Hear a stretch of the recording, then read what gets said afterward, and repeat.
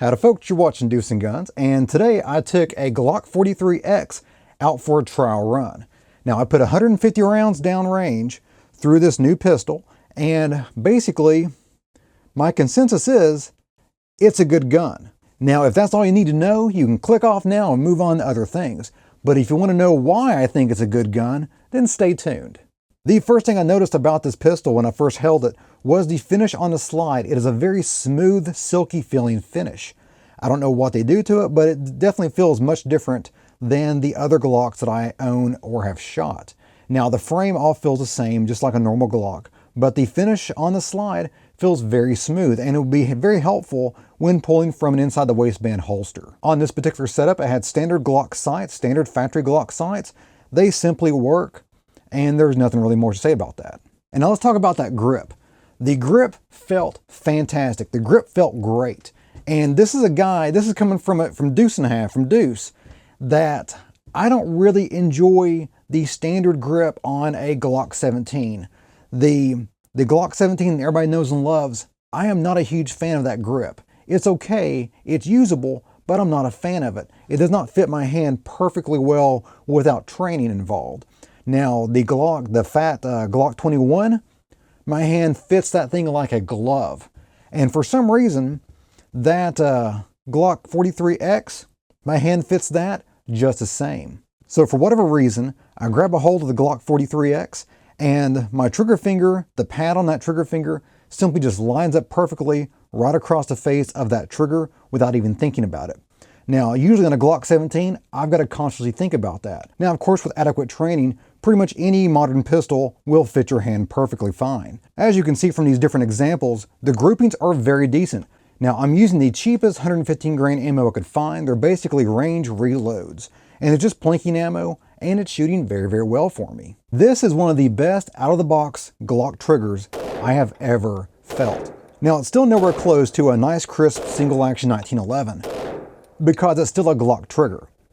But it is one of the smoother Glock triggers out there. The magazine holds 10 rounds, which is nice. It holds a few more than most other concealed carry weapons out there. Now, compared to a Smith & Wesson Shield mag, you can see it right there, that holds 7 rounds. And the Glock 43, the mag isn't really single stack. It's not really a double stack either. It's more like a stack of a 1.5 or maybe even 1.33 repeating. Size-wise, it's slightly smaller than the Remington R51, and it's just as narrow, which is one of the good features about the R51 is it's very narrow. And to compare it with something more popular, it is almost exactly the same size as a Smith & Wesson Shield 9mm when it has an extended round mag in it, but the Glock holds 2 extra rounds. If you decide to use the Glock 43x as your carry weapon, then you'll be happy to note that the Aplula mag loader works beautifully with those mags and really helped getting that last round in there because it is a very stiff spring. At the end of my shooting session, I had 3 mags left of ammo. So I went ahead and put those down and sighted in my new Browning Buckmark 22 pistol. Then I went back and shot the last 3 mags of 9mm, and you can see the group sizes weren't much bigger than the Browning Buckmark, which is renowned for its accuracy. Now let's get into some shooting comparisons. The Glock 43x versus the Remington R51. The R51 has a better trigger, and it is easier to rack the slide than the Glock. It has the same natural feel and point aspects. They both point and feel great in the hand. The R51 mags are easier to load barehanded, but it only holds 7 rounds versus the 10 in the Glock. The Glock 43x versus the Smith & Wesson 9mm Shield. The Shield does not have the natural fit for me to my hand. It just doesn't. It doesn't feel like a regular M&P feels. The M&P feels great. The Shield, not so much. I do have to train with the Shield to make sure that the pad of my trigger finger hits the trigger correctly. The Glock mag has a very positive ejection, and the controls are very easy to manipulate when compared to the Smith & Wesson or the Remington. Now the Shield's trigger is good, it's decent, but you don't really notice how bad it is until you shoot it side by side with this Glock or with the R51. Now I took it apart to get a little better look at everything, and you can see it is super dirty from all the previous shooters. You can see the big, huge double recoil springs there. That looks pretty cool. Now I only tested this thing out with 150 rounds. But it was 150 rounds of low-grade plinking ammo.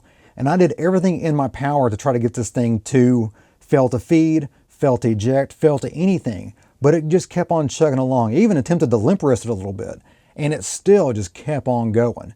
Now, I didn't get a chance to do any rapid fire testing because there's range rules involved here. I will have no doubt this thing would take rapid fire with no issues. So as I said in the very beginning of the video, the Glock 43x is a fantastic pistol option as far as a concealed carry weapon goes for average Joes like you and me, and it comes in the mid $400 price range. Now, while it is a good carry option and it's a great pistol, is it good enough to trade in your current concealed carry weapon? I don't think so. I don't think it's that great. It is good. It is a very good option for someone who does not have a carry option at all. Go there first. Try that out first and then see if it compares to everything else. But if you've already invested in a holster and a bunch of mags and everything for a Smith & Wesson Shield, a Ruger LCP or LC9, or if you've even been brave enough to hit an R51, then I would not go ahead and reinvest in a new holster, new extra mags, and everything else for a Glock 43x. Or if you haven't already have a Glock 43, it is just not worth the upgrade. If you're wondering how I got these camera angles, here's how I got some of these camera angles right here. And you can see I went full Cyclops on this sucker. I'm pretty sure this did not help my accuracy.